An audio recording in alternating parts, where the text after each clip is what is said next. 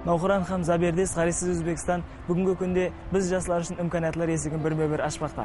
Бүгінгі күнде мемлекетімізде қайсы тарауға қарасақ та, жастарымыз үшін имканиятлар кең дәрежеде екендігі біз жастарды қуандырады. Осындай имканиятлардан пайдаланып отырған қаншама жастарымыз, осындай аспанында құяш күлген елде туылып, оның рауажлануларына қуанып, анау ватан қызметіне барқама тақ тұруға таяр екенлігі әр бірімізді қуандырады. Әлбетте, осындай рауажлануларға біз жастар да өз нәубетінде өз үлесімізді қосып, анау ватан қызметіне қолымыздан келгенше тақ тұруымыз шарт деп ойлаймын.